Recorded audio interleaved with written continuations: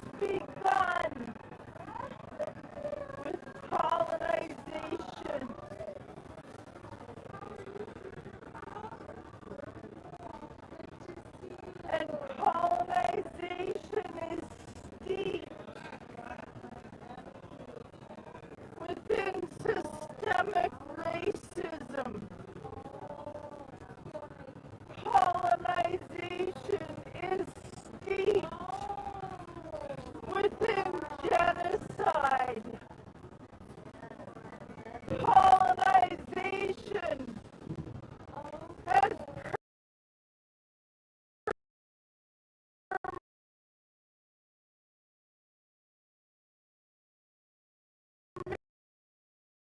permitted the world colonization to take and murder our children and our women and our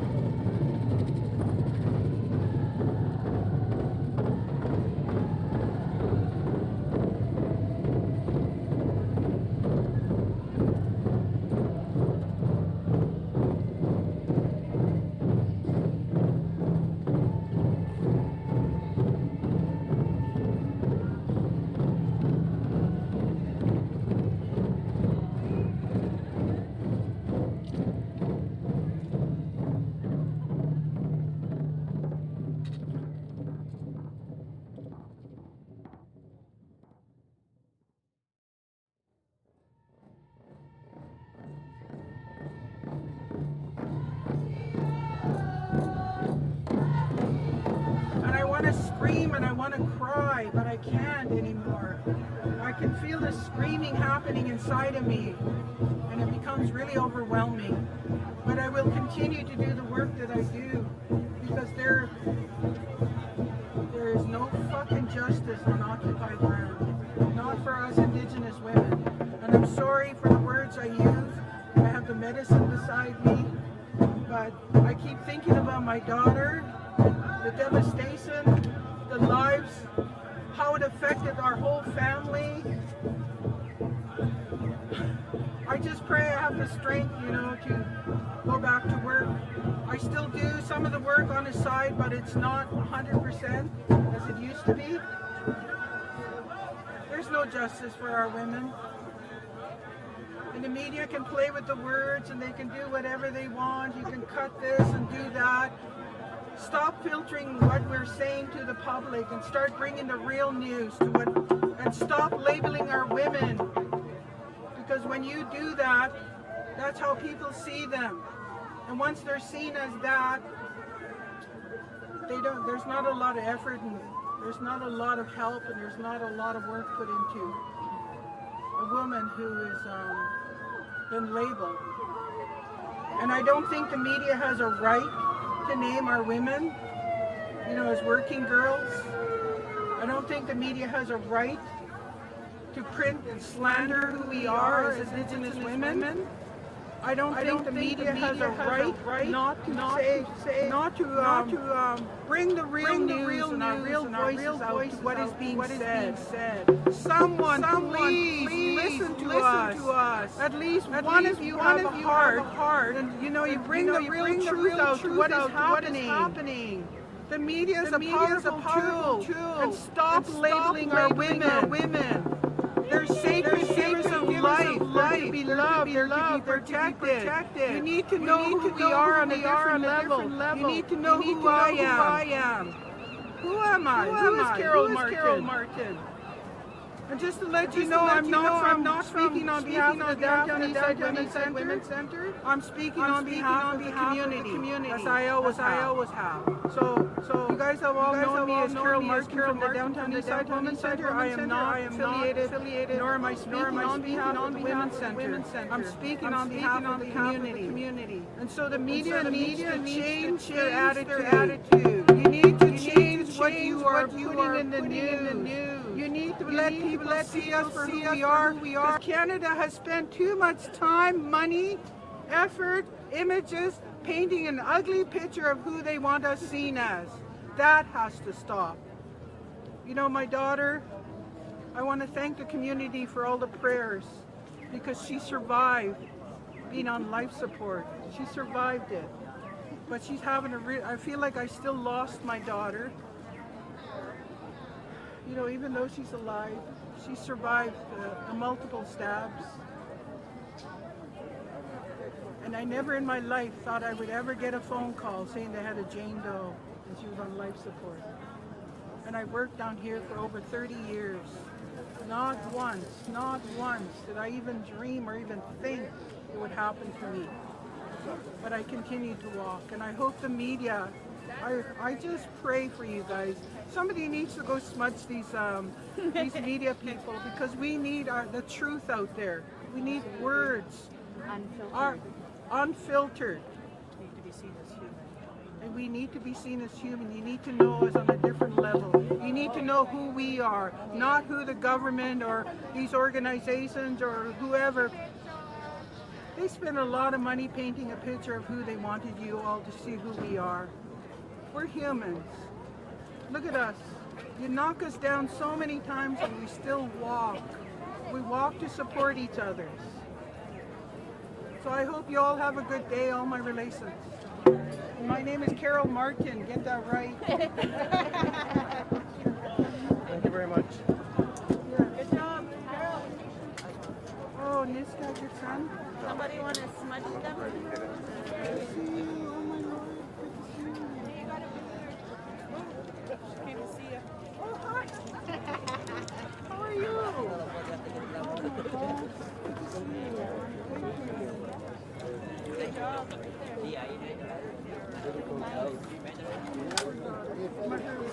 Thank you.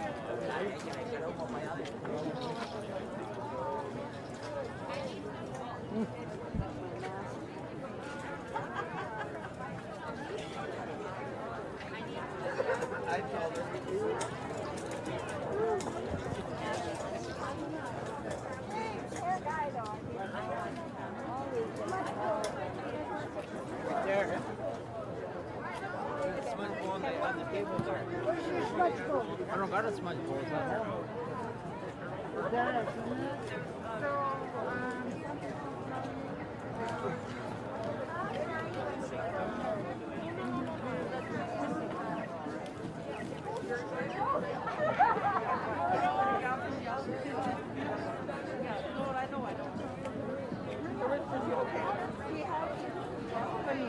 Would you like an armband?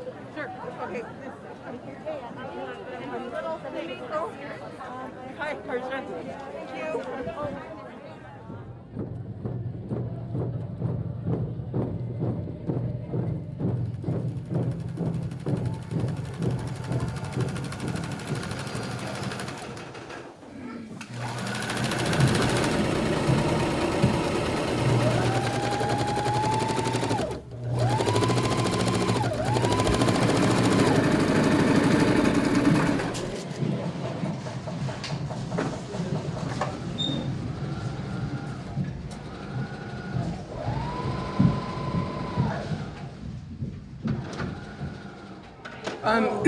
So today is our second last day of making red ribbon skirts for the families and friends of the victims of the missing, murdered Indigenous women and girls.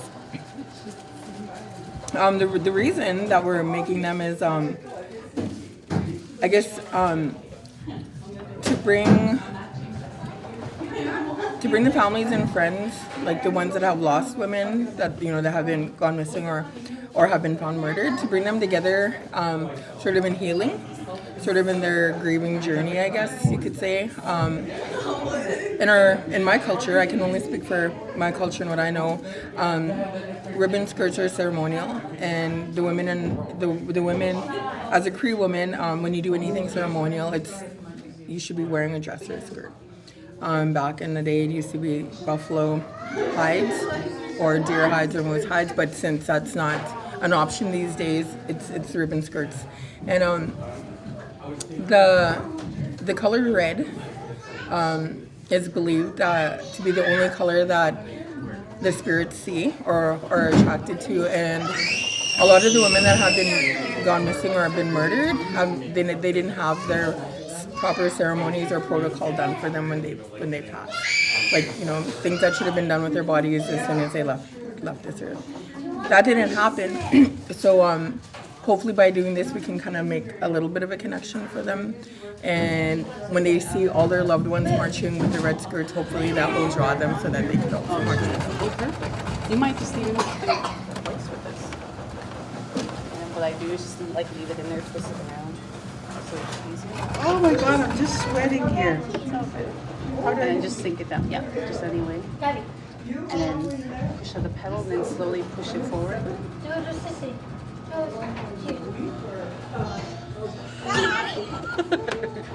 Okay, come on, Kara. There you go. There you go. One more. Come on, baby. Okay. The making of skirts is really important because so much of our emotions and our love go into the skirts, and we don't know who they're going for, so it's kind of just like our individual is making them for whomever it is that they're going to reach, right? We don't know who they're being made for, but we know they're going to be given to somebody. And I believe the Creator and our ancestors and our fallen sisters take part in that, in our guiding where our hands are going and who they're going to. That's about it.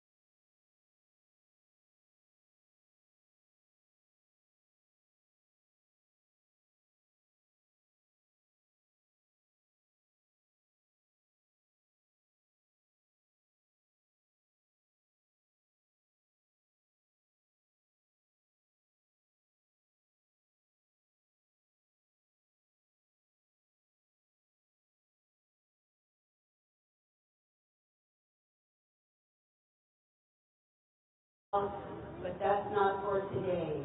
Today is a memorial for our murdered and missing. So if you can hold those prayers for them and pray with us and tell them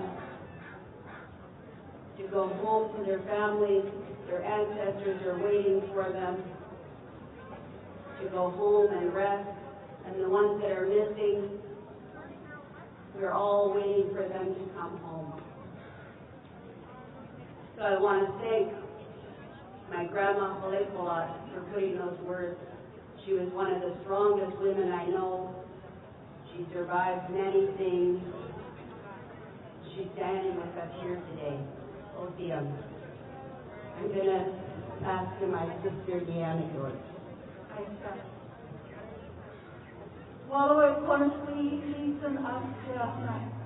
I'm here to do a traditional welcome to the unceded territories of the Coast Salish and Musqueam. But I'm here, like my sister said, looking for signs. I see the signs for healing, for breaking those words behavior. Or I'm coming out of mourning right now, my holidays.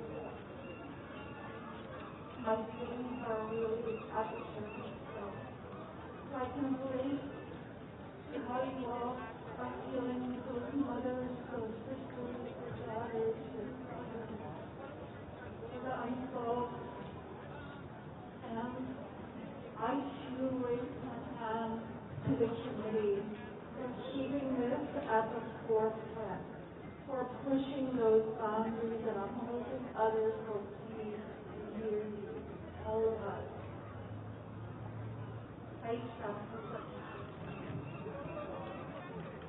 And my sister Carla George from Flemish.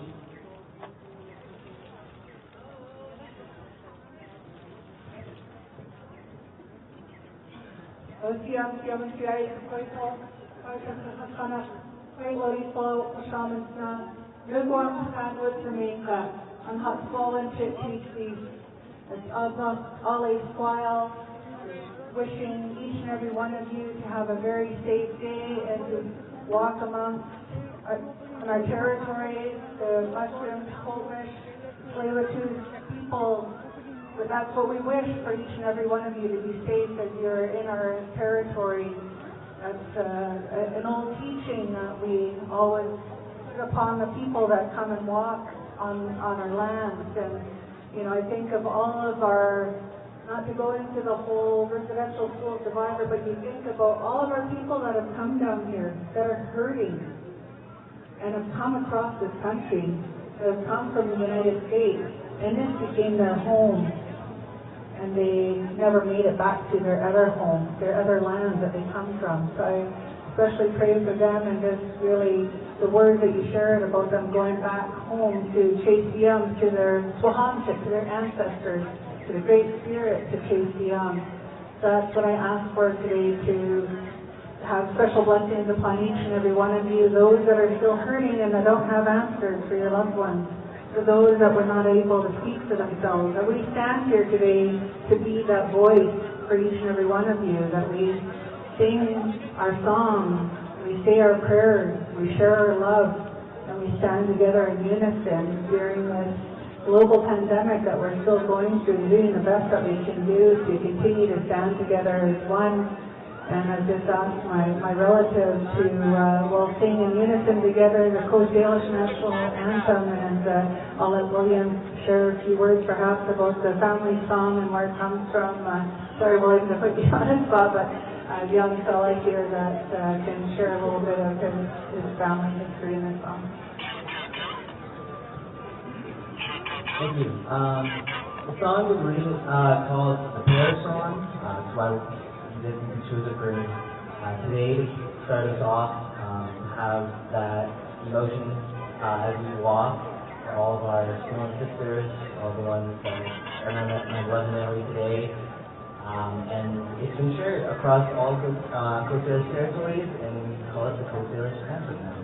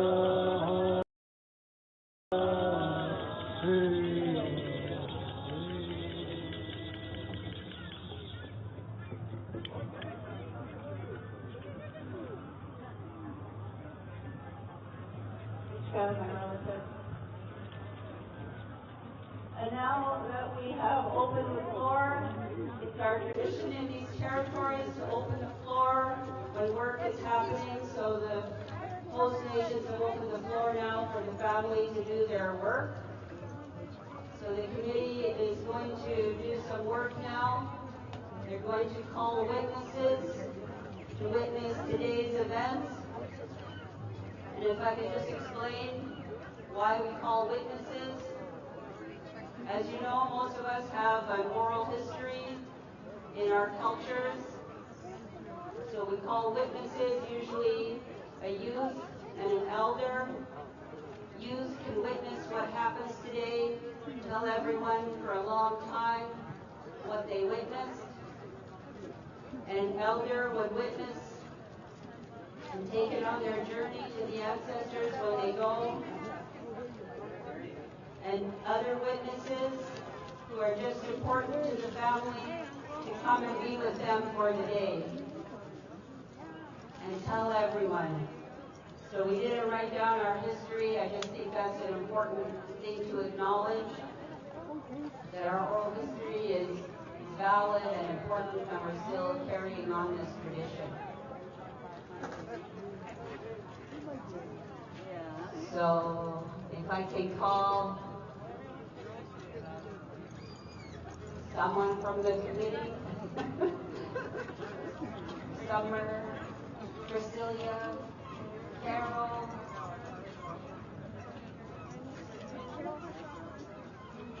Evelyn,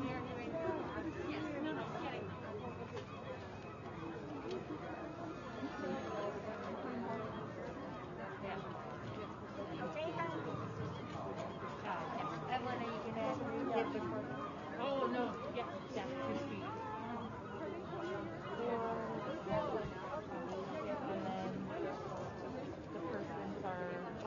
It's Carol, Veronica, Wendy, and Kiana.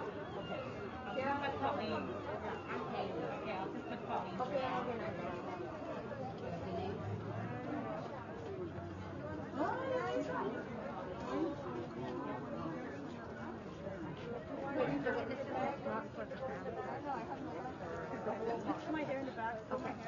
Because we're having like a second. Okay. Okay. Yeah. Fiona, sorry. Yeah,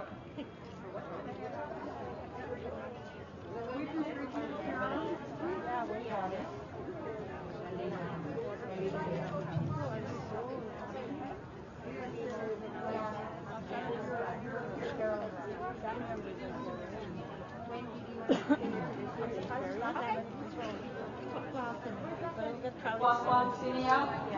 Please come forward. Fiona. Fiona, please come forward to witness. Carol. I'm not sure. Carol's still busy working over here. Come stand here to witness. And Veronica. You're here with them with 6 years between.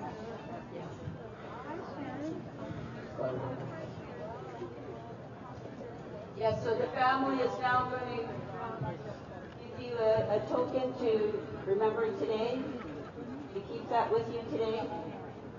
Okay. So the family is now gifting the witnesses.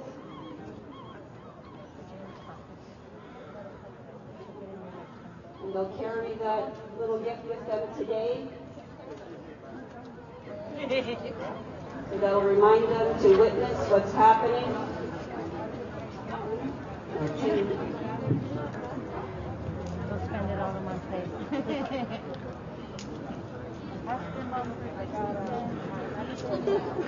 So the committee members are the family today. They're doing the family's work. So we would do this at any important event in our culture, whether it's a funeral, a memorial, a naming, a wedding, we would call the witnesses.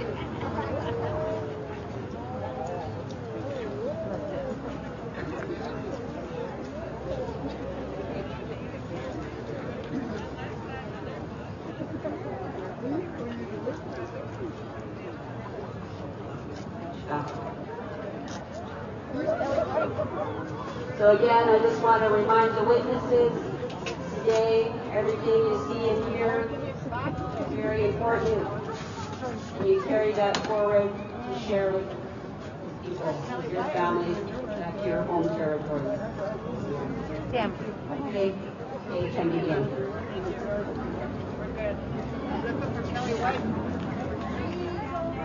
We're doing something else here. I heard she was asking not to come here. Okay. Well, I want to get that straightened out. I'll find out today. I'll find out today. I've been here since 93. No, I don't have to go there. I belong here. I belong here. I hope so.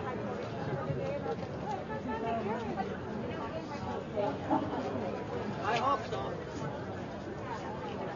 Not right. Coast Salish territory.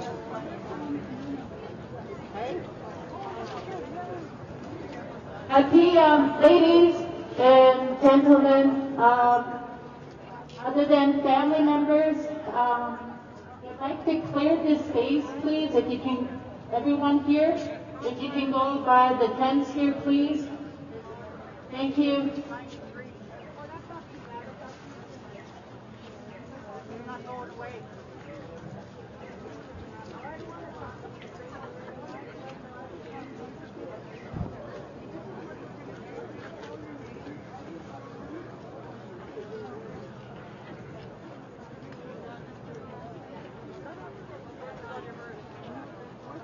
Okay, thank you for clearing the space right by the tents here, guys. Thank you.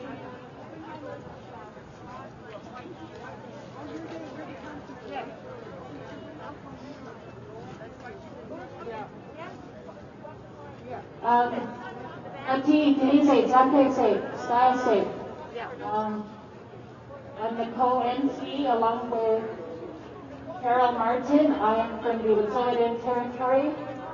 On behalf of the Memorial March Committee, we would like to send our deepest condolences to the families and friends of the missing or murdered women, and for the women who passed on because of the lack of housing, because of the overdose that's happening in this neighborhood. I want to thank you for witnessing this event. 31 years are here until the violence against the women ends, right?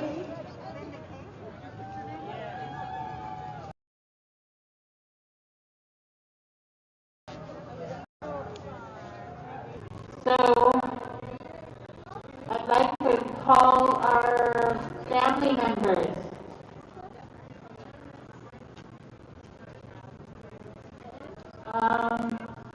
I'll quickly have Carol introduce herself quickly.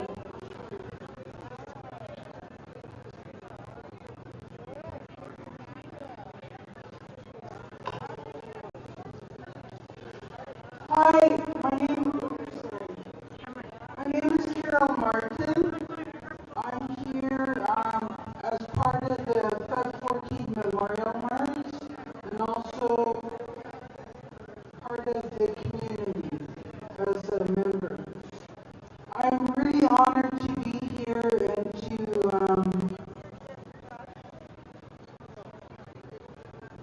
honor the families,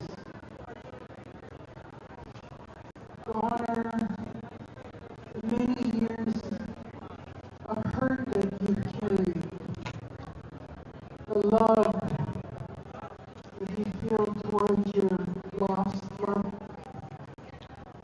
family member. I'm kind of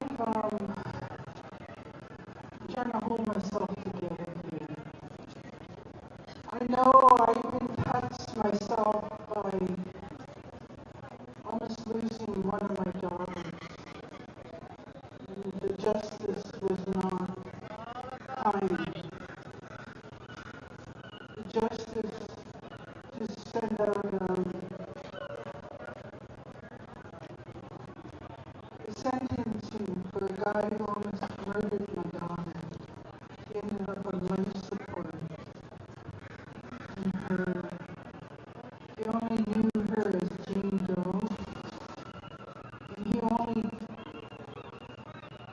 only got 2 years conditional sentencing in the community, no jail time.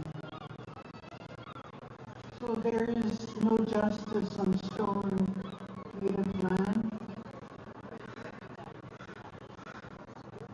But our voices and our support will continue to be here for families. I'm really, really honored to be here to witness and hear the stories of the many losses of our loved ones on our races.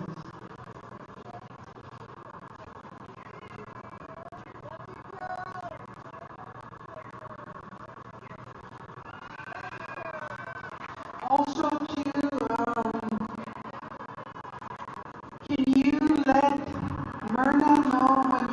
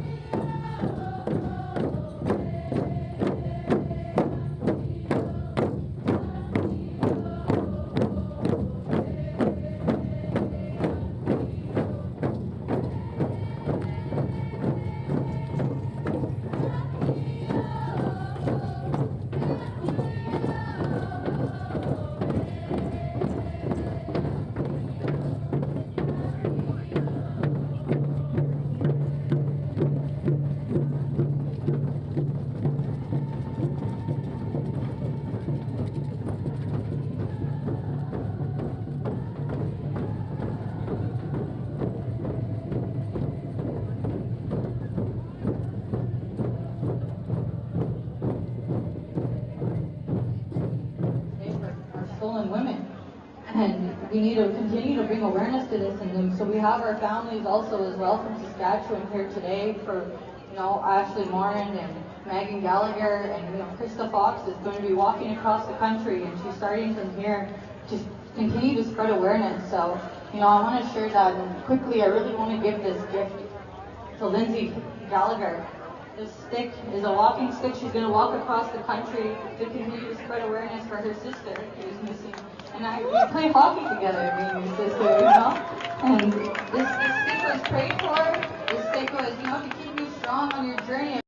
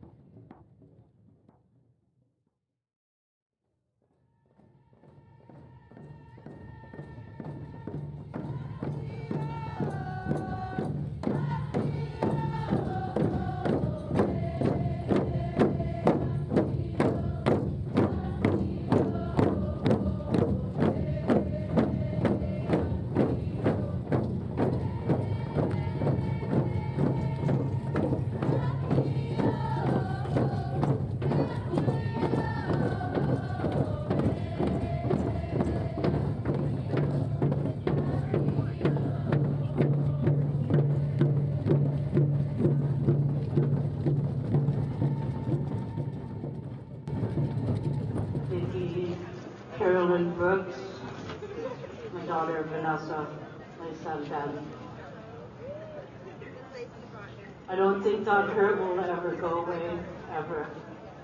It will always be in my heart. When I made the poster this year, I cried a lot.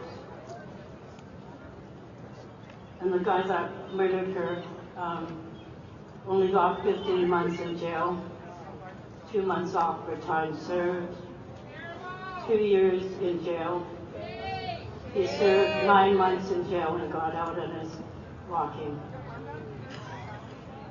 But I also want to say that he killed his own son the same way with snake venom. And when she first fell out of the treehouse, they said they were taking care of her and that she would be all right. And then a couple of days after that, he fed her snake venom. And I don't know if it was her bottle or her food that he gave it to her in, but he drove from Seabird Reserve all the way to North Vancouver to drop my dead granddaughter off. He drove by all those hospitals.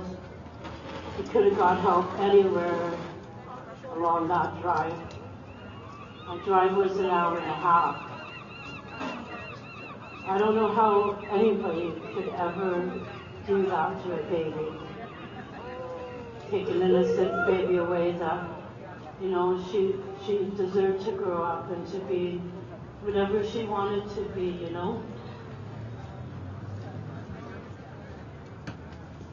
I'm very thankful to be here. I feel honored to be here part of this march today because it gives me some healing, gives me some reason to keep moving, and I have 2 other granddaughters here that are with us today. Those were her sisters.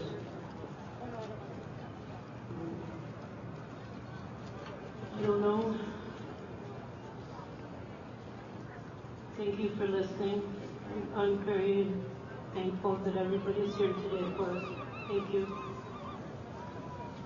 Thank you for sharing and condolences to you, your daughter. Okay, Dorothea Swift-Wolf. After that, can we have Frida Enns? Dorothea?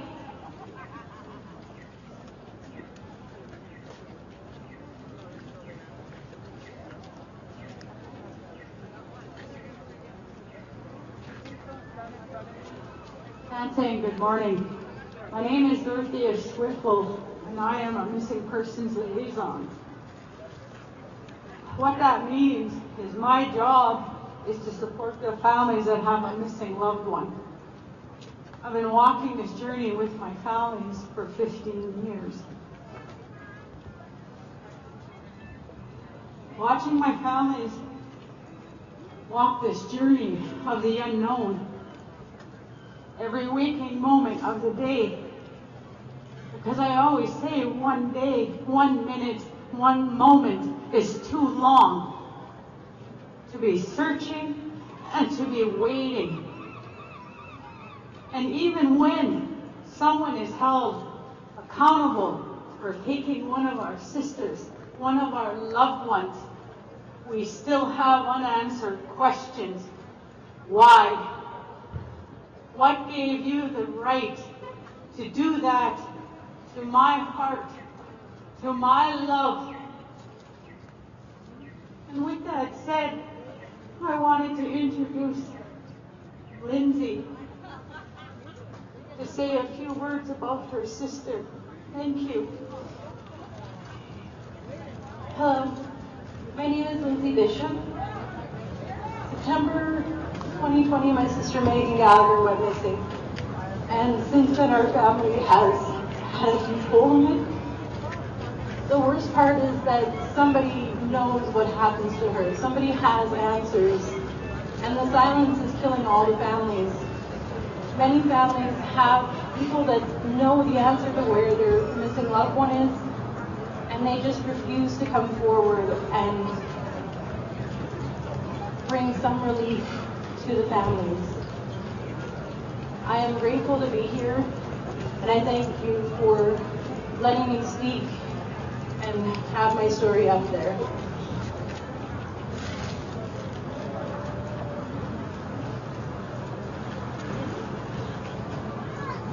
My name is Krista Fox. I come from North Halifax, Saskatchewan. First of all, thank you for inviting me. I feel honored to be here. I'll try and be really quick. About 4 years, almost 4 years ago, Ashley Morin went missing in North Halifax. We live in a community where everybody knows everybody, and if you don't know them, then you know the parents or the cookums. You guys, I'm sure, are just the same here. When a girl went missing, I was friends with the family. I've been friends with the family probably most of my life. But it was probably, she went missing in July 10th, 2018. And then about September, I started asking Mom questions. You know, when was she last seen? What did the police say? And she just shook her head, you know, shoulders right up and just shook her head. And I said, well, let's find out.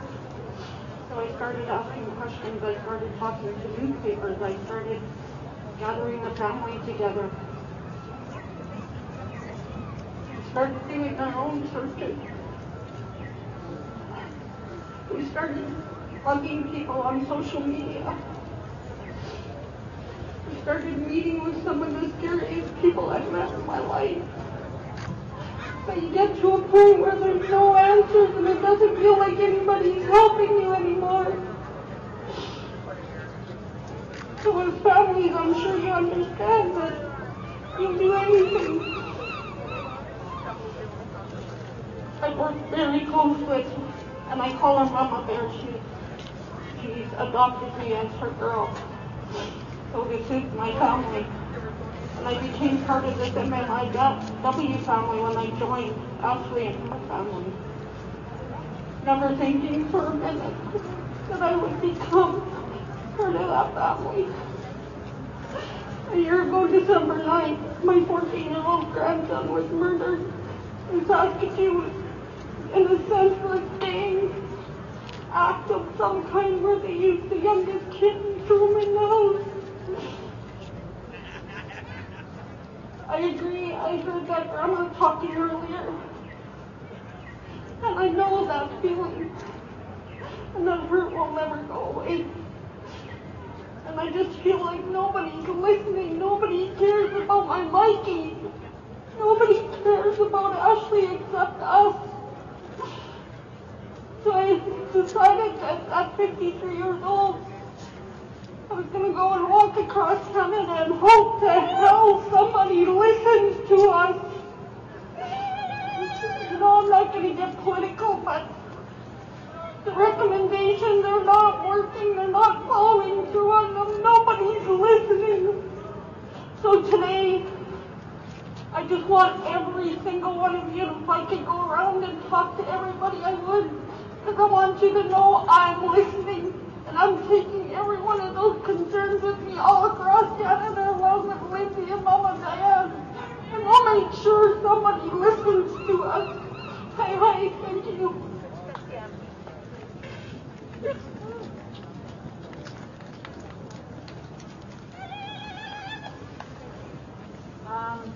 We have Phyllis Star Blanket here. Dolores James.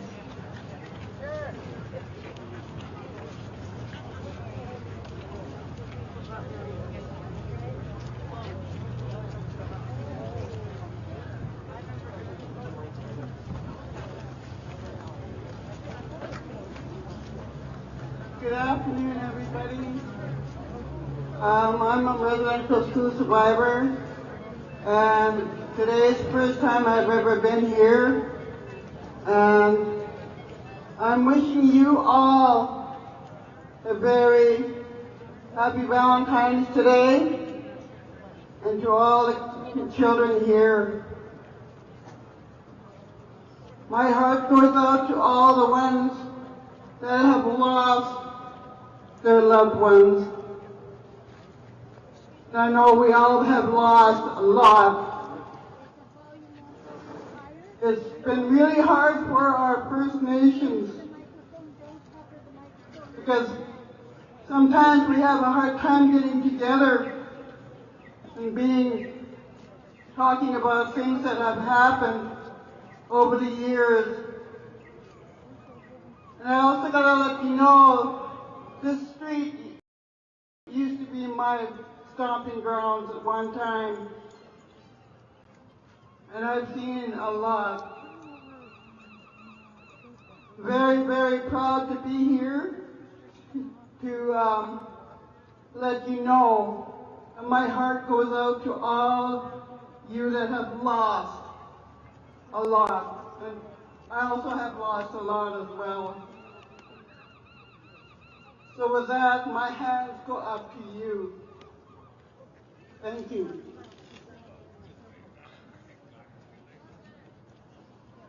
See that ends?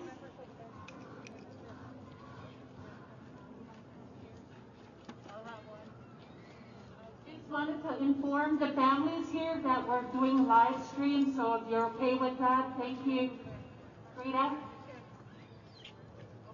Thank you. Good afternoon, families, elders, and thank you to the Coast Salish people for allowing us on your territory.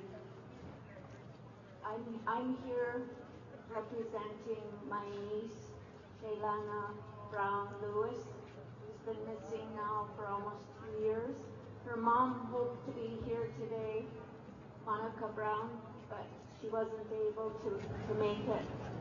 Also, I want to acknowledge that 30 years ago, I was a part of the march in honor of Cheryl and Joe, and I just want to acknowledge that and her family and impact it has made. There's many families, I see many faces here that I recognize from all the years of working with families of missing and murdered. I work with what's called the Family Information Liaison Unit, and we work with families who want to find out information about the investigation into their missing or murdered loved ones. This isn't only for our women and girls, but also our men and boys. So thank you and blessings to everyone. Thank you. Oh, Catherine. Oh, hi, Catherine. Oh, my goodness. Catherine Mills. Hello, everyone. It's very good to be here, and I'm here speaking on behalf of my mother, Marion Phillips Mills, who was taken in 1976. And there was nothing ever done about her death. They actually had the person who did it, but they let him go. So I'm here as her voice, and I want to acknowledge everyone here, their loved ones that they are missing or have gone ahead. And I think the one thing that I wanted to express of what I have learned from my journey from my mother is that we are not alone. We feel like we walk alone, but if you look around, everyone is going through this. And that there is power in numbers, but even a drop in the ocean still makes a ripple. So please keep up with the good work. Keep speaking about your loved ones. They are never going to be forgotten because their names will forever ripple out into the universe. Thank you. Thank you. Grizzly Mama from the Gibson Territory, and then after, and we have Eunice McMillan.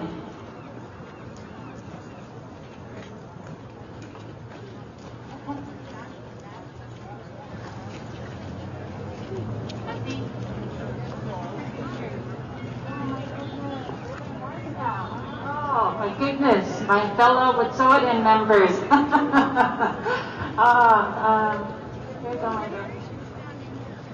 Hi, I'm Grizzly Mama from the Gitsan Territory.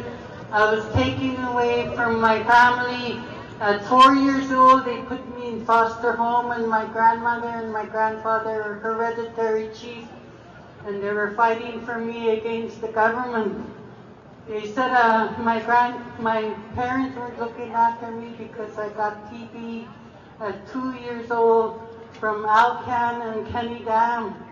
My grandparents are hereditary chiefs and they're fighting against the corporate greed that's happening today.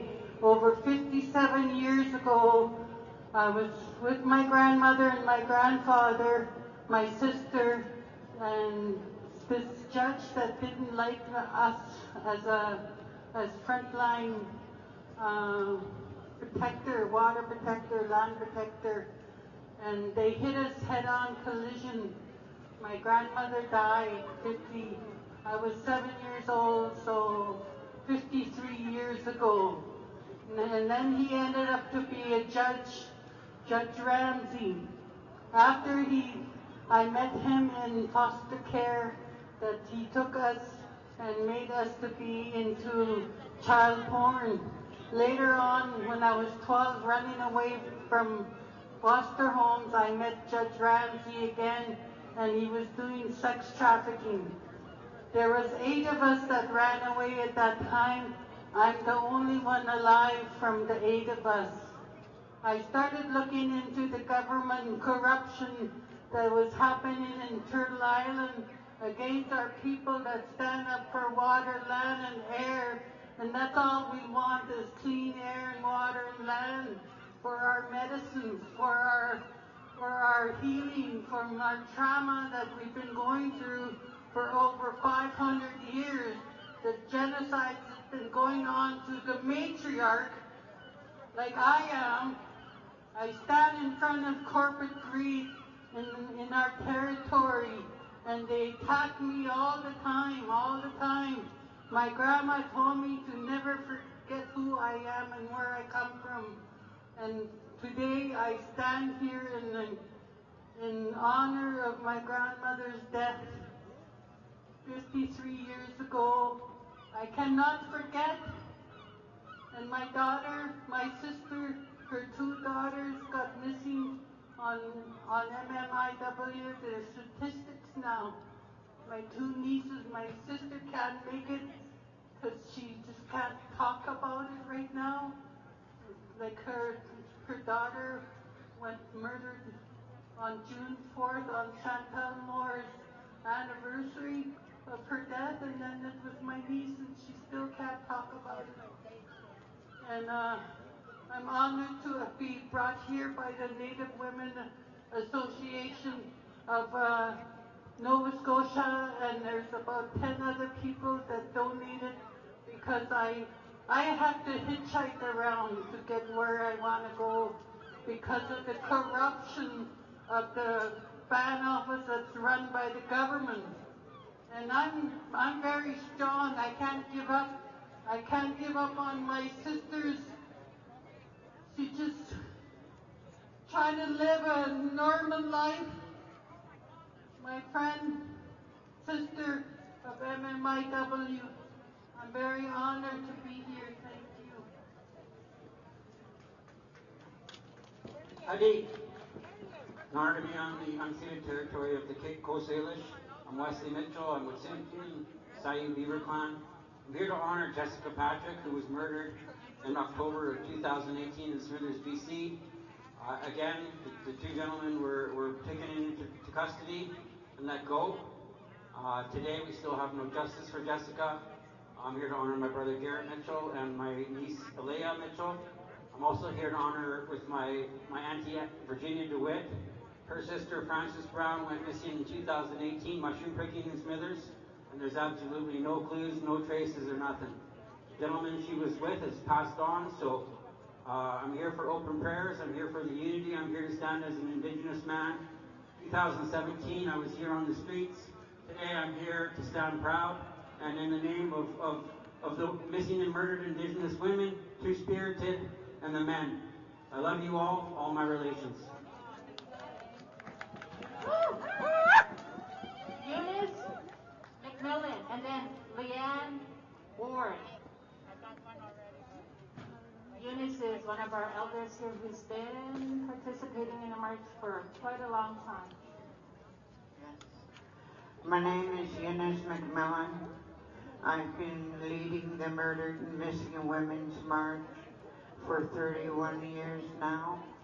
I lost my niece along the Hastings Viaduct. She was only 17, and these two men had her arm in arm walking across the other side of the bridge. The elderly lady that was on a scooter on the other side of the bridge, that was her grandmother.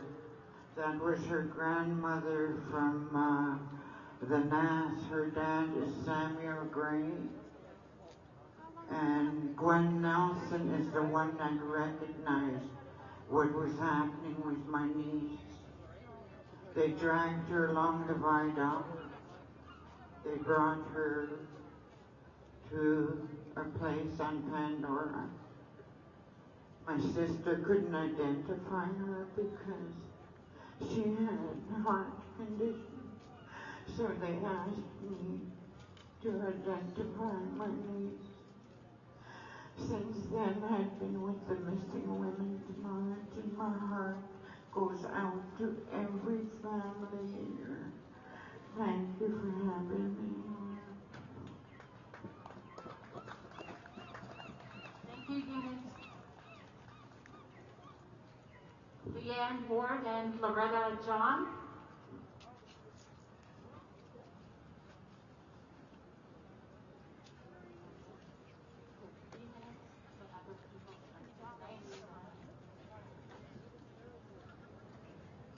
Thank you for inviting us here today. It's a great privilege and honor to be here.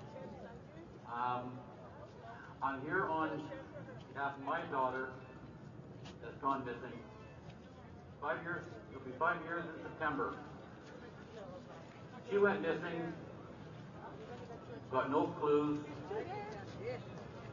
We continue hearing about different people that know, but no one's ever come forward regarding our missing daughter. We've heard great testimonies here today, and testimonies can't be taken away from us. Just like even our missing daughter will never be gone, so it'll always be in our heart. We need to bring this out to everybody that can see it.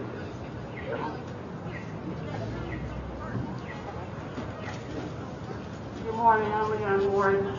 Yes, our daughter's missing. We have no clues who answers. Somebody knows where she is. We need is awareness spread, not just anywhere, here or there, everywhere around this world, because it's too silent. We're too silent. Let all these women missing and missing. Just bring our daughters and all our families home. We're hurting. It doesn't get easier every day. It gets harder not knowing anything. Please, Lord, provide. You bring our daughters, bring our loved ones home. It's an honor to be here today. And thank you for having us. Thank you.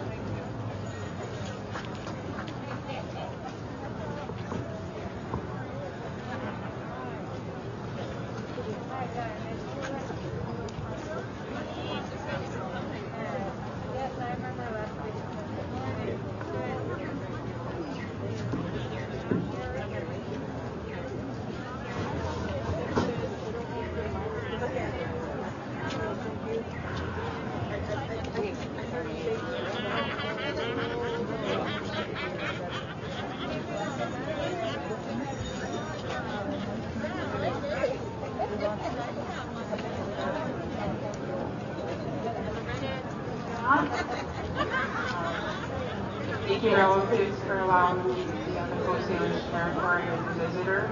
This is my home now. I am from the Carrier Nation of Prince George, BC. Lately today, where two rivers meet by Deep Fraser and the Chaco River. I was 14 years old when my late Auntie Mabel was taken from Mother Earth. She was run over by a drunk driver. We went to school with this fellow.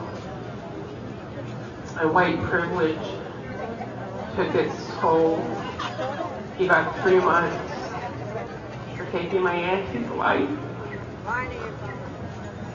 She was a very strong carrier lady. She was the younger sister of my late father, Sonny. Her daughter and her son still live up there and mourn their mom. My late cousin Daryl, her youngest son, committed suicide. The effects from the residential school has passed down with a lot of our family members who are in trauma come down here on the Downtown Eastside so they don't have to live in that pain from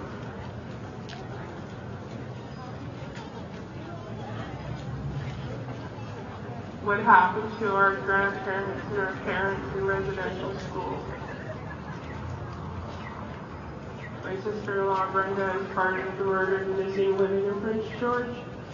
Her sister was Ramona, who was murdered in Smithers.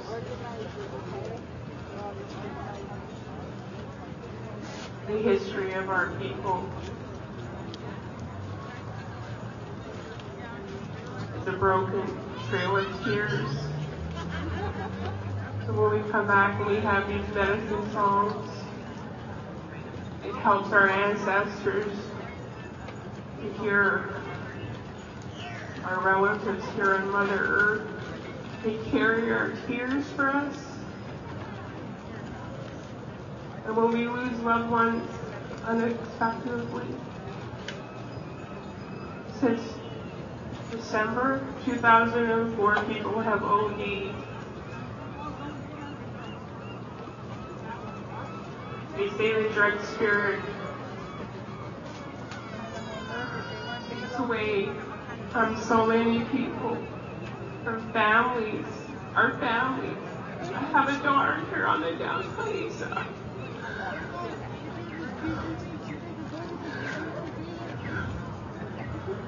I don't have my grandparents or trauma. I have my aunties here beside me who are survivors of residential school. I have so much spiritual family that lost so many. Stella, who was murdered in Toronto, pushed out of the 16-story building. My Auntie Harriet, her niece. You know, there's so many people who are loved.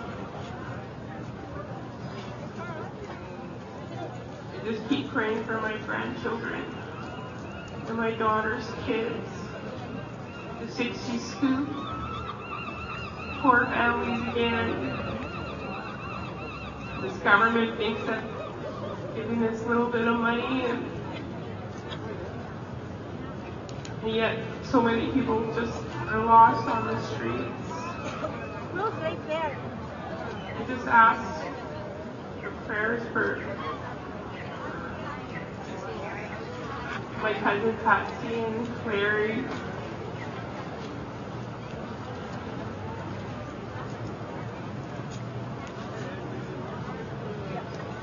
Thank you all.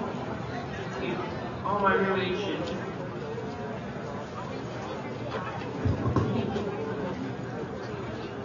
Okay, thank you, Lisa. We got Lisa, Marie, Michelle, and then Pauline.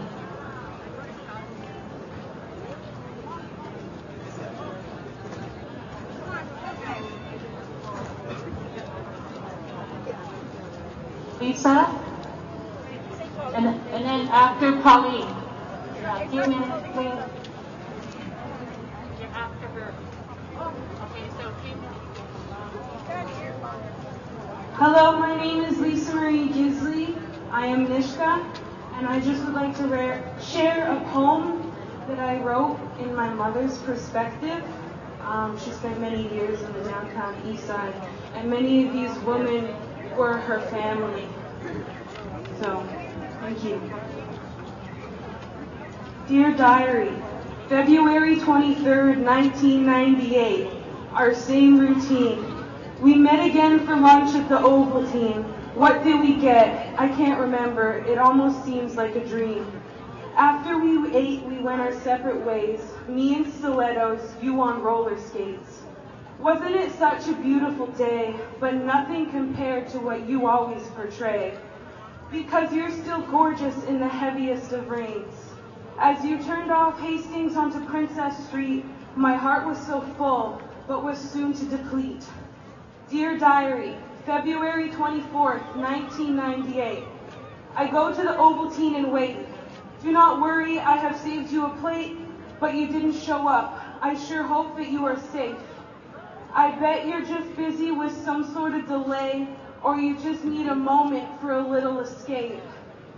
Dear Diary, March 3rd, 1998. It's been a week now since I've seen your face. I miss your smile. I hope you're just in treatment and that you're okay. Dear Diary, April 7th, 1998. You were reported missing today. I pray you had some food to taste.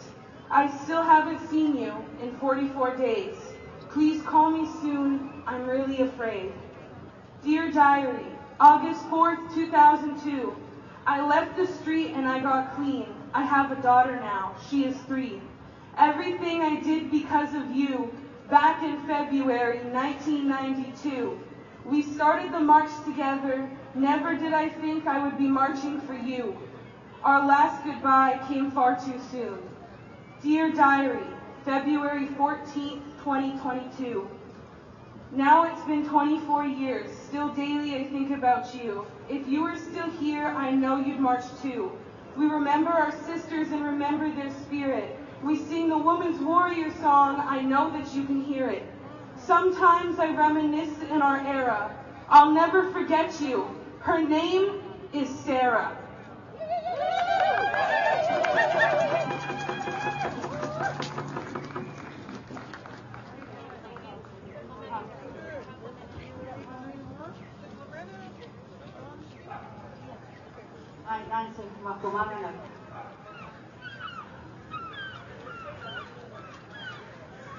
I'd like to give thanks to the people of this territory for allowing us to speak today.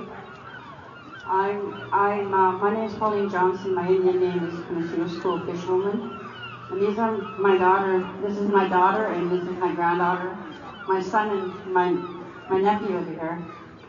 And I always come every year from the very beginning. In the first 3 years, I was the elder smudging the grounds, and did that voluntarily at that time. So I'm also like to give thanks to, not thanks, but just letting you know that I have lost 2 aunties. Well, like two aunties were murdered and 2 nieces were murdered. And the people the people that were found guilty, they found the murderers, but they didn't serve much time. They weren't given much time because they're non-native people that murdered the people, are my relatives. And then when I look back, which I never mentioned all these years, is they only got about 5 years, and if it's their first offense, they're out in a third of that 5 years, so they didn't serve much time. So according to the laws of justice, our people mean nothing. So, when somebody murders our women, or they really don't get the sentence they deserve, and our people are just not, they're not recognizing that our sisters are really need to be recognized in a way that the justice system should formally make the people pay in a large sum. Even myself, when things happen to me, the 5 men only got 7 years. And when I look back, I figure, yeah, I put them to jail, but that's their first time, so they probably served a third of that. I just wanted to say that today. And today I just last night I was thinking, all these years we've been running these marches. And I'm very hurt by the politicians and the police officers, the people that are up there that don't come to these marches to recognize our women or to recognize our pain. It's just families and people, all of us that are here today. And we can just send prayers to all of you and know that we all hurt. And last night I just didn't sleep very much, just thinking about that. Thinking, all these years, nothing's changed. Nothing's changed. No matter how much we march, nothing has changed. They just figure February, Valentine's Day, all their marching, big deal. But you know, I just don't understand that. I just don't understand that. I just don't understand what's wrong with our Premier, what's wrong with our MLAs, what's wrong with our Prime Ministers, you know, yeah.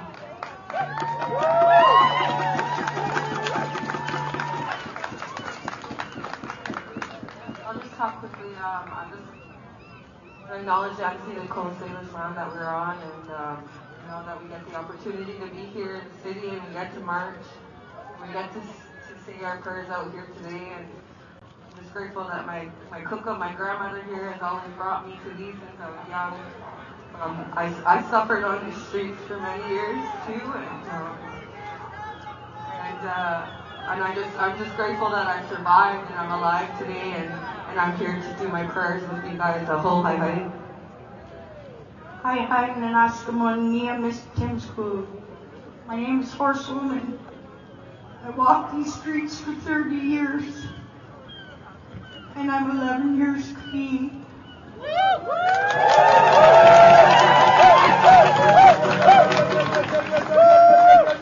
And I'm lucky to have been raped 170 times, to have been run over 5 times, been left in a ravine 3 times. I'm lucky because I'm still here.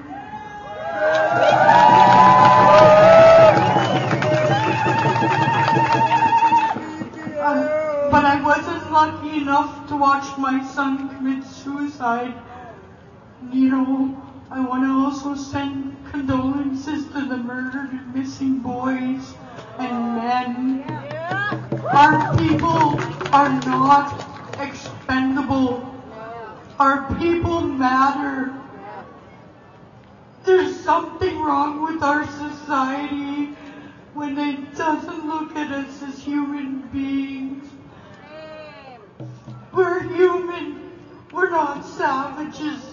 You know, we didn't steal your land. We didn't exploit you. You exploited and murdered us. Since 1400, you've been saying we're here for the ravaging. No more. No more. We're not here for you to have sexual toys or exploitation. We had enough.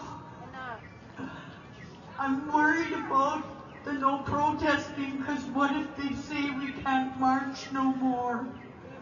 I'm worried for our people, my grandchildren. I'm worried because I have 7 grandsons, 1 granddaughter that's honoring this march on her 2nd moon time by staying home, as our tradition says. But she's praying, and she's just 10 years old, and she's praying for our family members. You know, that's the family we have. We pray all day. I walk with my elders. All year we pray. We pray every day as Aboriginal people. But why don't you, Caucasian nation, get up and pray and have gratitude and love your neighbors? With that, my mom has a prayer to close. All my relations.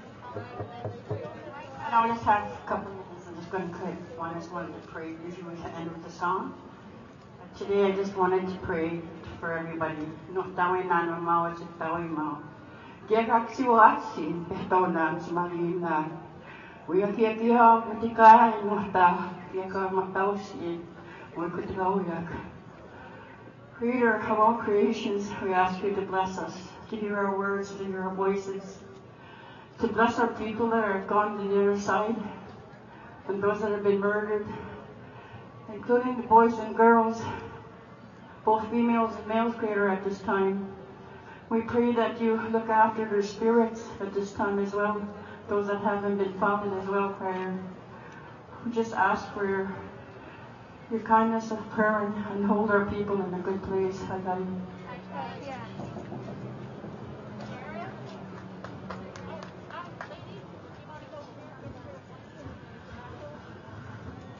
Derek?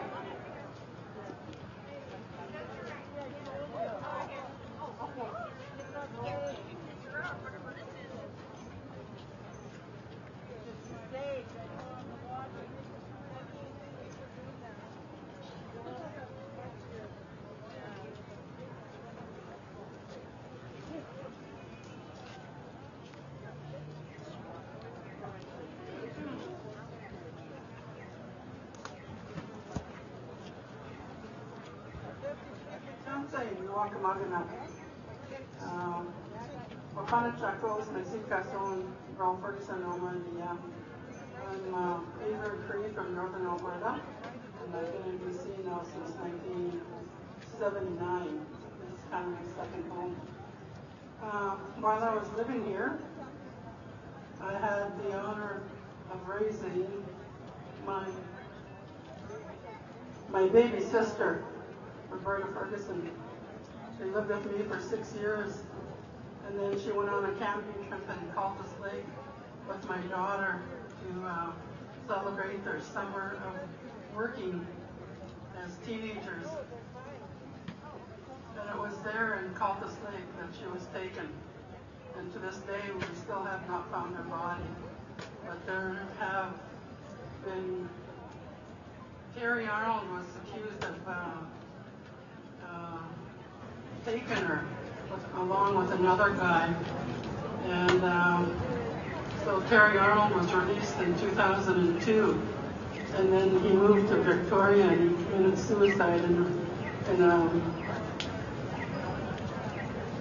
a motel.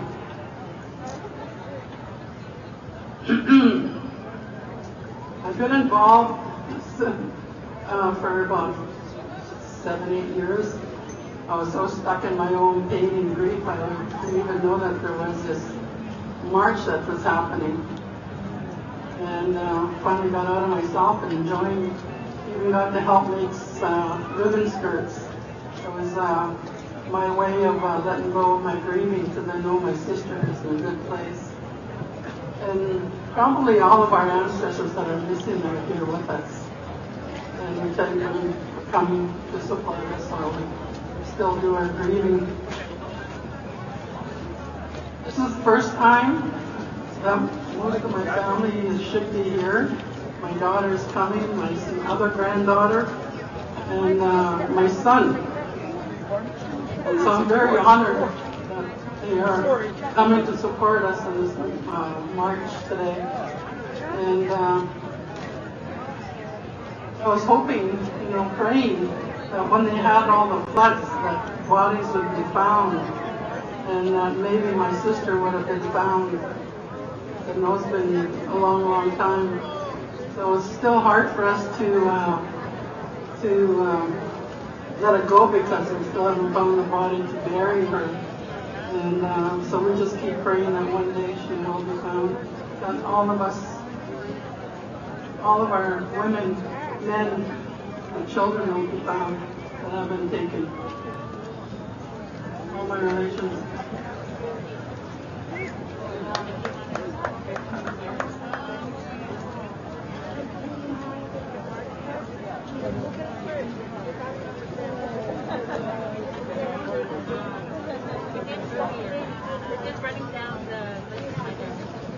Okay, next on the... Oh my God. Okay. Lynn, Gray, Linda Kay. We should be marching by noon. We're a little behind. I wanted to share. My name is Priscilla Mays Tate from the Morristown community. I grew up there, without territory. And I just wanted to share a dear childhood friend of mine who lived on the streets here, late Melissa Tom, who gave 3 beautiful kids who are my niece and 2 nephews. And with that being said, we need housing. I'm really hurt to see our women who are literally living on the streets here. And I know the city of Vancouver is renovating the region, but the Balmoral is kind of like empty because of the electricity and whatever, but we need more. And to Melissa, my dear, safe journeys, and now you're with your late sister Charlene, and you can please watch over your 3 beautiful children and your mom aside. And thank you for coming and witnessing this event. Melissa, I love you.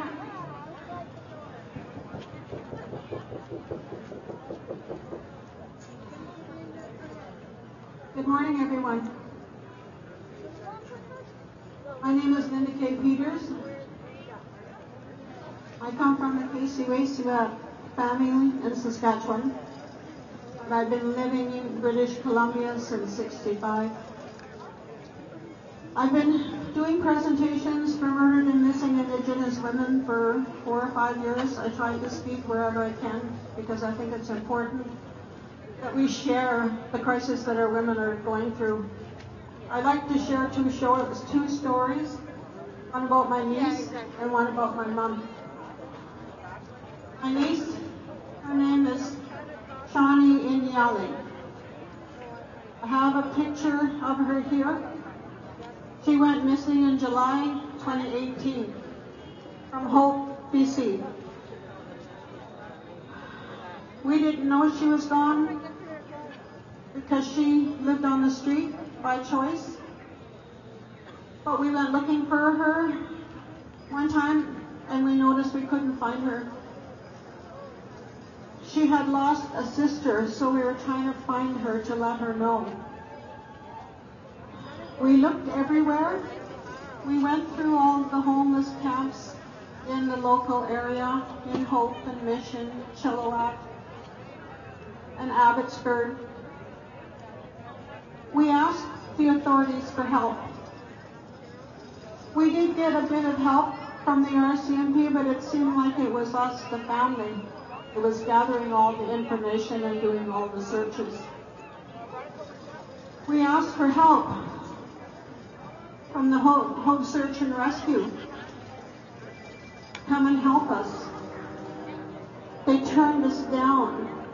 They turned me down 3 times. And they said they couldn't help because there had to be evidence of some sort. And so they couldn't come with us. Plus, they're governed by a province. They have to get approval from the RCMP to go out and help. So our family did all our own searching. We had 3 highway searches and 2 river searches. We did have help from our First Nations RCMP, which seemed to be more understanding and connected with us. We didn't find her. She was found by 2 fishermen on the banks of the Fraser River by Delta 4 months later.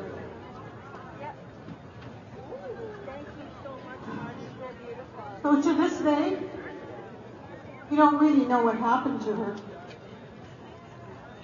She was always a very upbeat young lady. Wandered around Hope, everybody knew her. She never talked about taking her life. So I personally don't think she committed suicide or jumped in the river. I think she was taken and most likely thrown in the river because her body was like 200 kilometers from where she went missing. The RCMP say that her file is still open and still under investigation. They said they would touch base with me to let me know. But she's been missing since 2018. And no RCMP have come to me to let me know what's happening.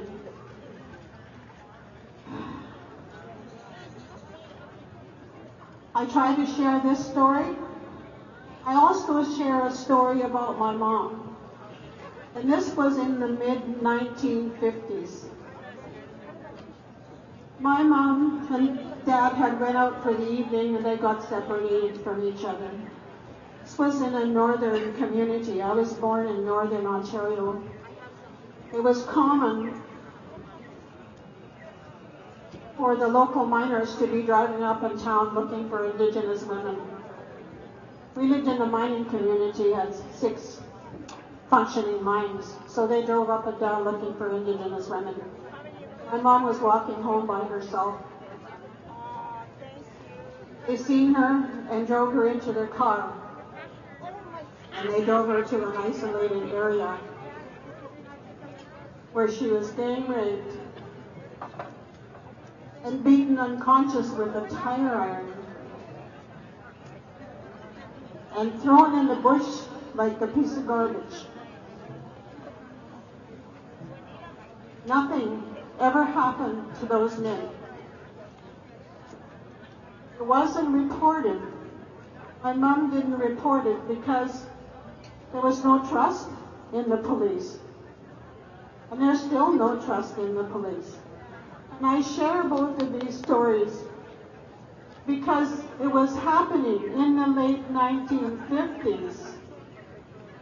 And my niece went missing in 2018, so it's still happening. Our women are still being beaten, raped, and murdered. And I tried to share my mom's story because my mom has never told anybody other than me. And I want to share her story because I don't want her to think nobody cares. Because I care. All you people care that came here. My mom is 98 years old and she's still alive today.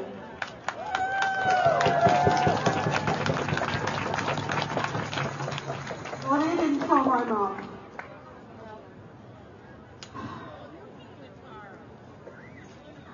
Thank you very much for listening to me. I also want to make mention too about April Prejean that's missing from Hope, BC. She's been missing for 2 years, I think, in Hope. And the family is still searching for her. I just want everybody to know we're still looking for April as well. Thank you. Okay. Denise, can we have a little quiet, please? We have families here who are grieving, who would like to share their loved ones, their stories. Thank you. I know.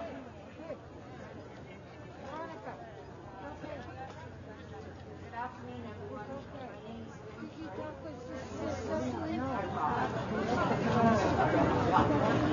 Can you hear me now? Okay. My daughter's name was Marnie Frey, and she went missing in 1997 on the Pixton farm. And so this day, he's still in custody. From how much longer, who knows? My heart has never been the same. I have two good, big, strong rocks for me to carry me through on an everyday basis. When I feel the pain and the suffering, I just call her. So I just want to say, we traveled here from Campbell River, Vancouver Island, and I'm proud to be here, and I wish everybody stay safe and healthy, and let's keep justice going, because we all need justice. Thank you very much, and have a great day.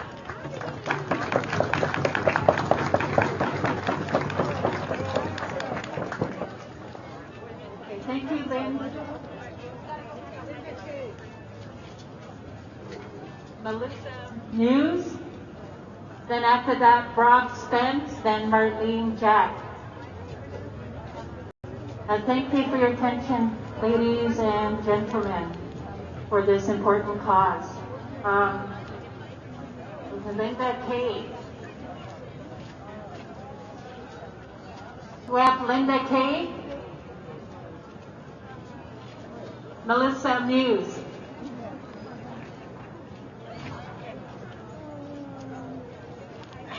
Rob Spence. Do we have any of these beautiful people, Linda? Oh, okay. All right. Oh, Melissa Moses.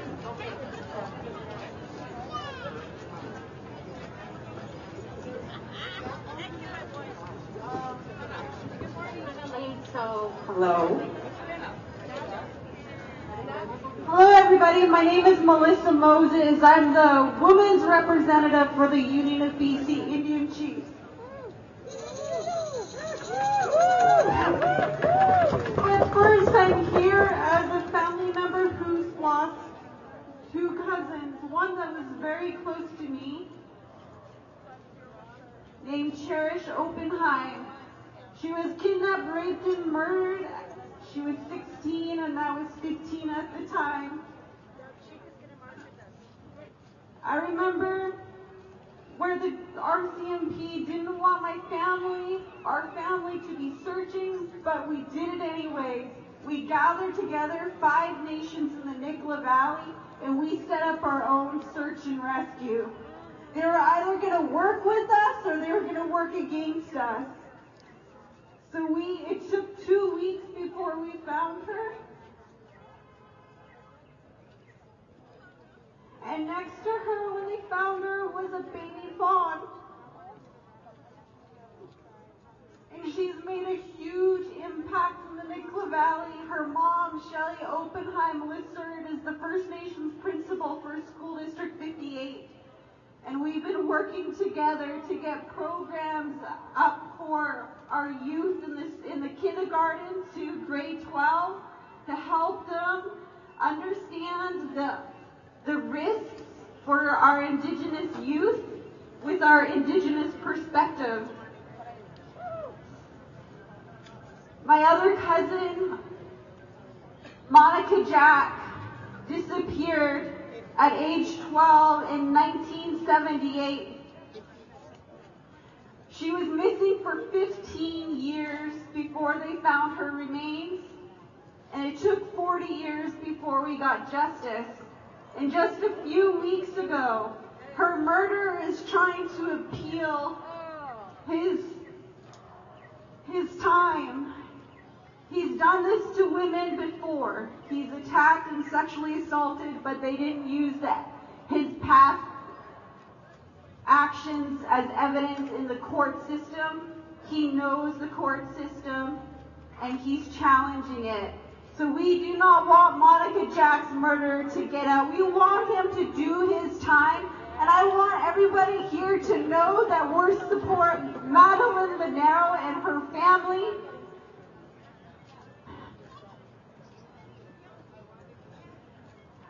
I think that's all I can say today.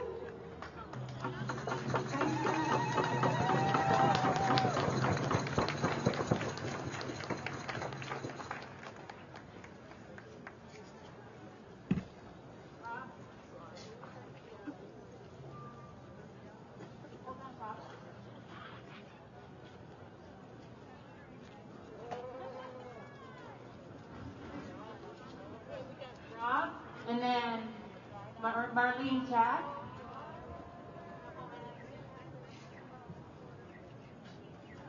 Hello, my name's Rob Spence. I'm here to represent my sister Dorothy Spence.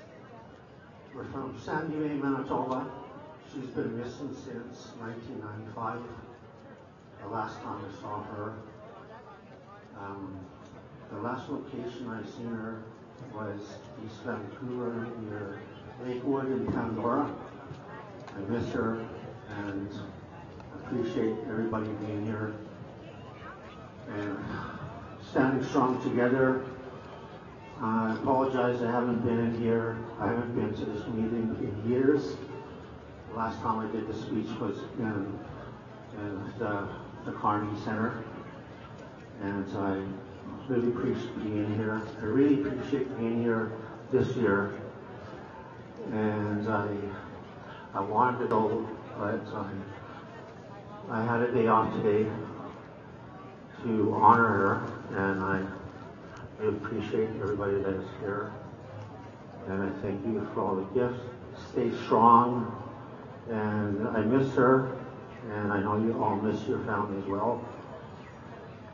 And we do have other brothers and sisters that are here, but they're not able to make it as well. So I'm the only one here to represent her. And I really miss her. And one day we'll be together with all our loved ones in heaven. And I'm not sure what else to say, but I love you all and stay strong. And I do the same as well. And there's my Uncle Stanley from Calgary. Okay, love you guys, all my relations. Okay, we have Marlene Jack from the Teslada territory, and then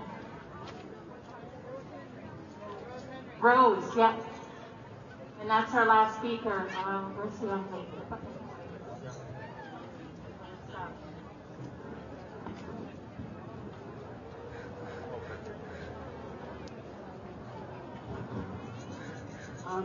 Good afternoon, everybody. My name is Marlene Jack. I'm a member of the Teslada Carey Nation. I'm here on behalf of my sister. They're the missing Jack family out of Prince George. All four, my two nephews, my sister and her husband, 33 years missing. Since August 1st, 1989. So last Friday, I had a meeting with the RCMP in regards to my sister's case. And I want to put out a plea to those who know what happened to my family to please come forward. The RCMP cannot move forward unless you come and speak and stand behind your words. It's 33 years now. I need to bring my family home.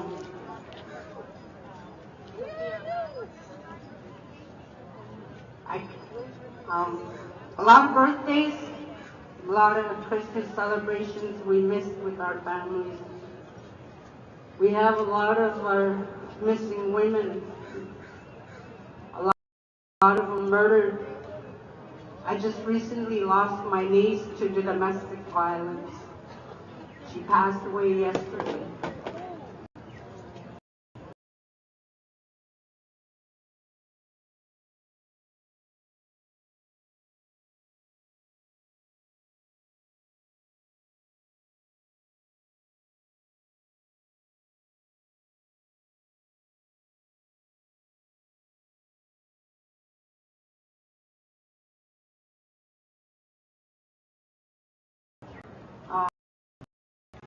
Our men be strong, stand behind us, help us, protect us. We all love you. Thank you for what you do with us. I appreciate all of you.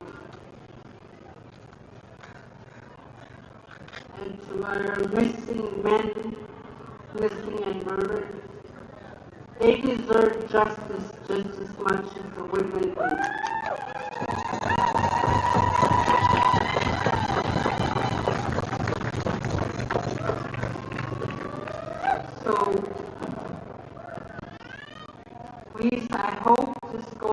the way up to Prince George. You all know what happened to my family. Come forward, speak up. Don't be afraid.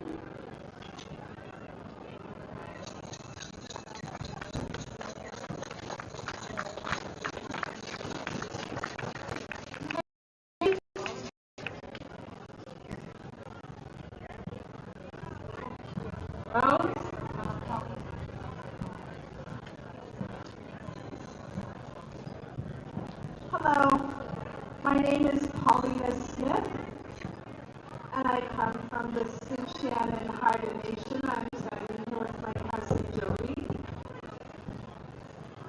I would start off by liking to acknowledge the territory of God, the Tsimshian, the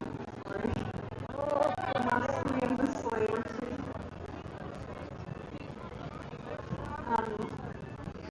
So I'd also like to thank everyone here for taking time out of their day to come and stand with all these family members who have questions of their loved ones.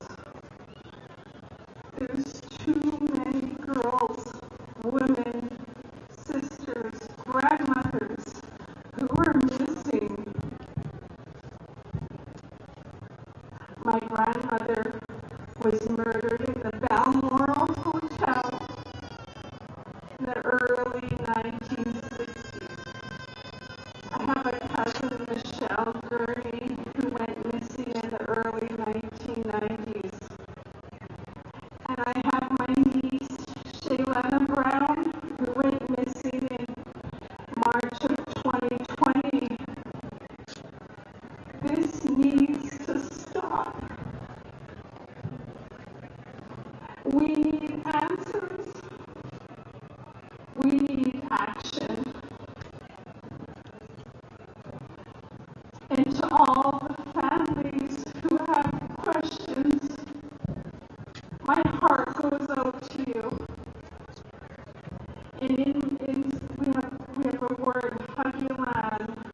I pray everyone comes together and walks softly today.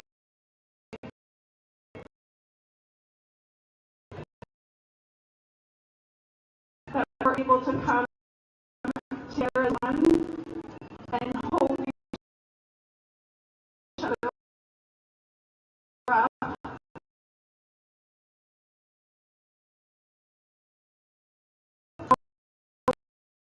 Thank you.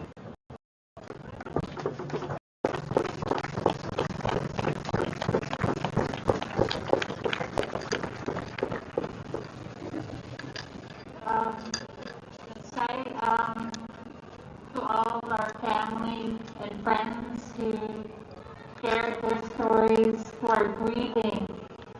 This concludes our family grievance sharing moment. So we want to start with our march pretty soon. So we need to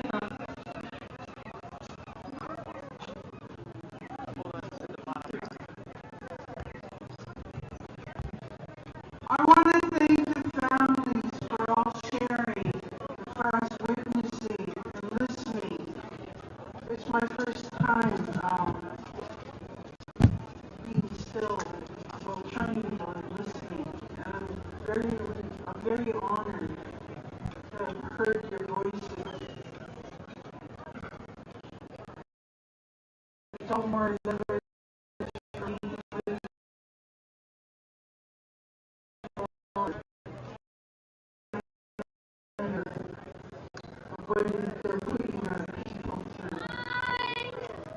thank you. And also too, I want everybody to listen.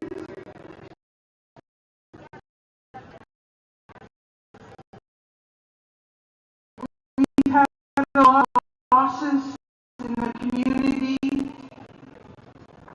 for 31 years. But in the last 2 years, I think we were really being tested.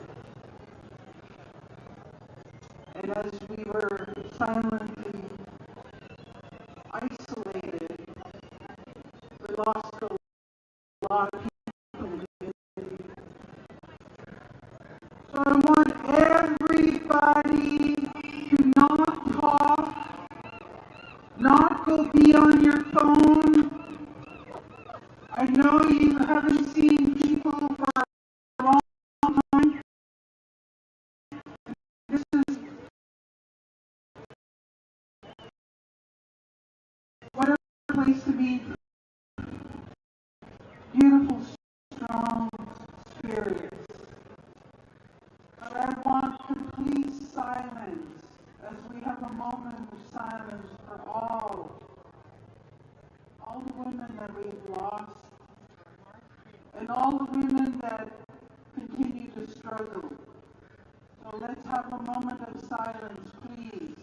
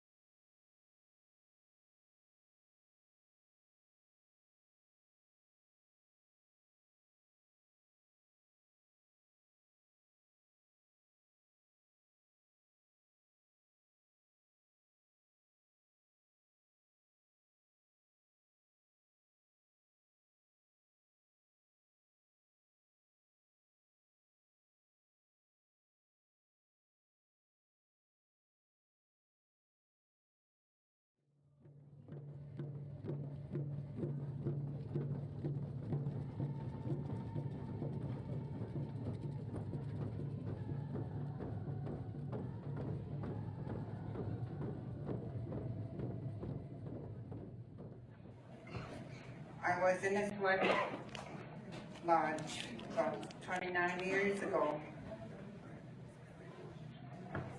and I was praying because my daughter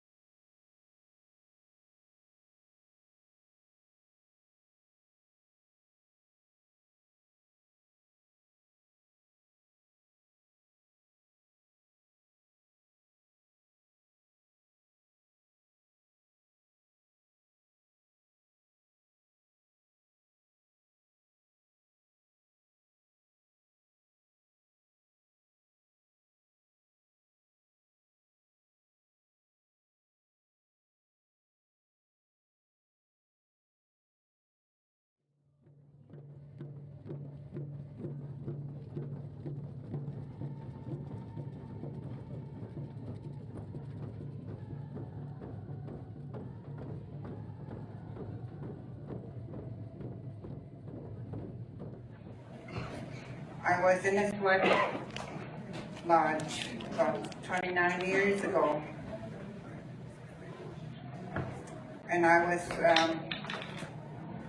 praying because my daughter at the time became a single mother. When it was my turn to pray, this song was what my prayer was, and it sounded very familiar to me, and I don't know where I heard it before or if I heard it before at all. But I was crying out for help, and so when we sing this song, The first little verse is calling. Calling for the higher powers. Calling for the energy. Because it's there. Sometimes we forget to call. So the first few lines, and it doesn't go very fast. Hey, hey, hey. You don't need to stand. I'm just explaining. So these first few calls is calling the love of the universe, our greater power, to come and look at me. Hey, hey, oh, I'm just a lowly human being asking for help. And that's what it is. And carry on. Every time we call to all the directions, we call to our ancestors, our spiritual leaders that have gone before us. And that's where the strength will come, the energy for us to stand together and overcome all of our issues, overcome everything that we have inherited from residential school, from the impact of the colonial system, and our warriors, women warriors, need to stand together to protect our young mothers, our young children, and the men need to come up and be warriors and protect the communities. That's what I pray for today. Today, I have 2 granddaughters and some of my nieces that are single mothers again, once more, through alcohol and drugs in our communities. I just lost my son through alcohol. He got killed in an automobile accident in May. And I told my granddaughters, I'm not leaving you alone. I'm not going to shut up.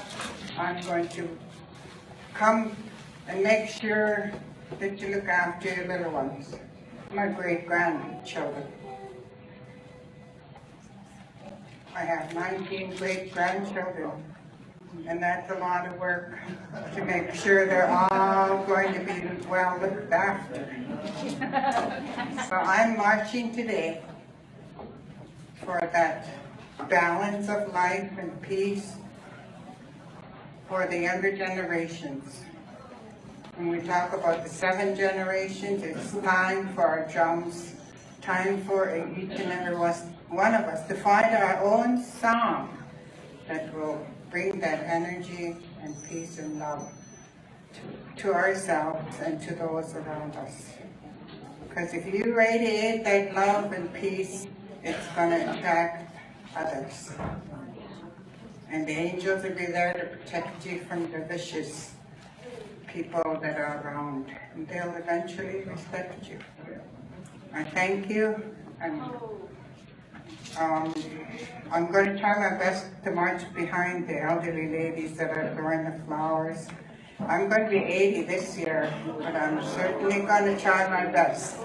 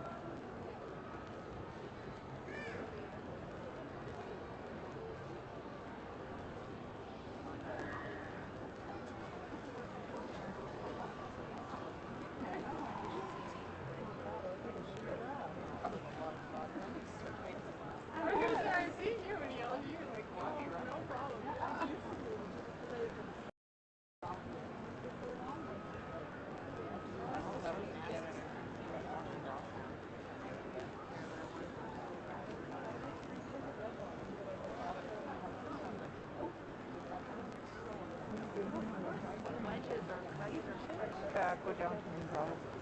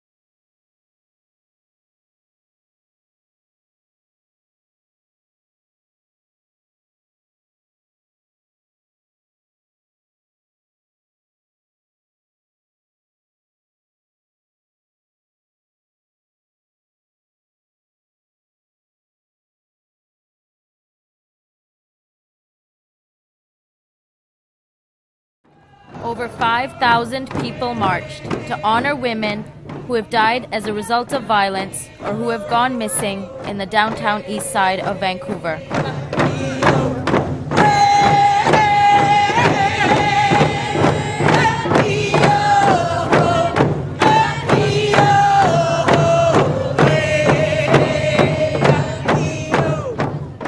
Since its beginnings 20 years ago, the Women's Memorial March has become the longest-running march in recent Canadian history.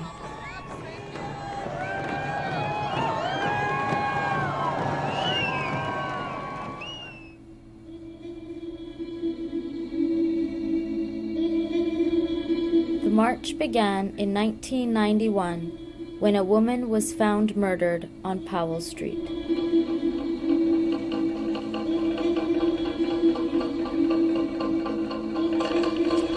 I recall Philippa Ryan, who passed away last year, telling us how the first few years of the march brought out only a handful of women. The women marching had objects thrown at them from passing cars.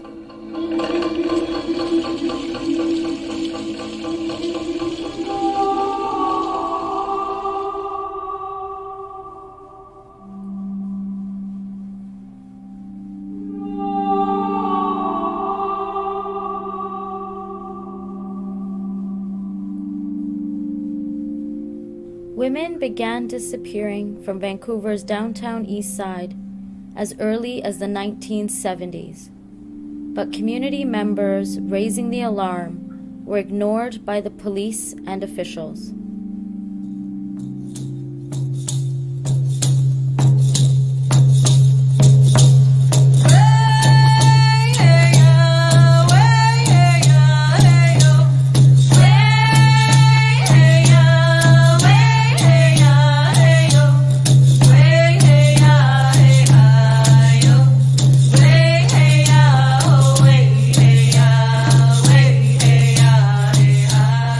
Undeterred, women in the neighborhood organized persistently. The issue has now started to receive international attention with the release of Amnesty International human rights reports and condemnations of Canada at the United Nations.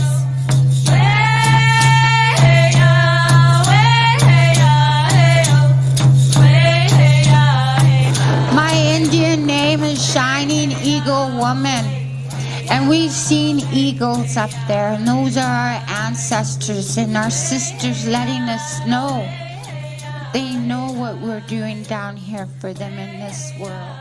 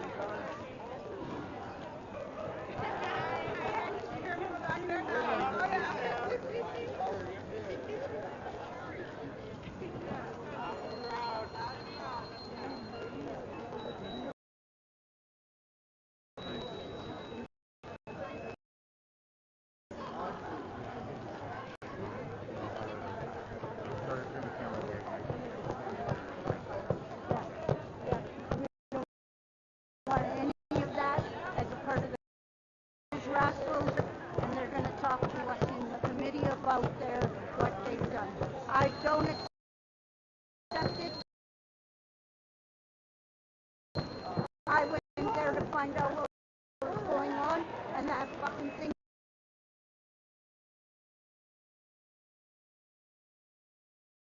Not joining.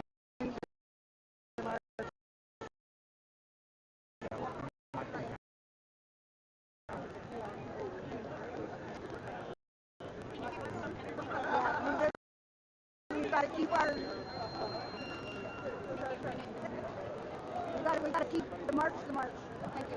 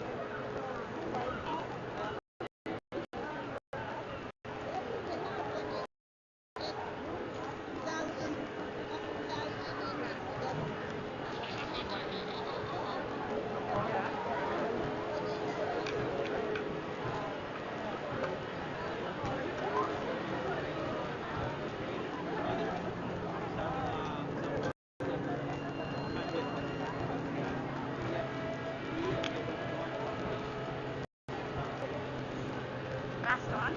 Mask for the interview. Take it off.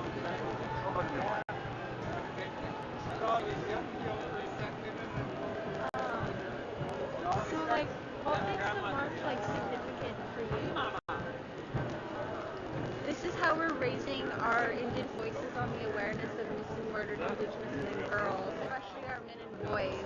This is nobody, the rest of the world never heard how we're experiencing a genocide that nobody wants to talk about that's beyond our First Nations communities.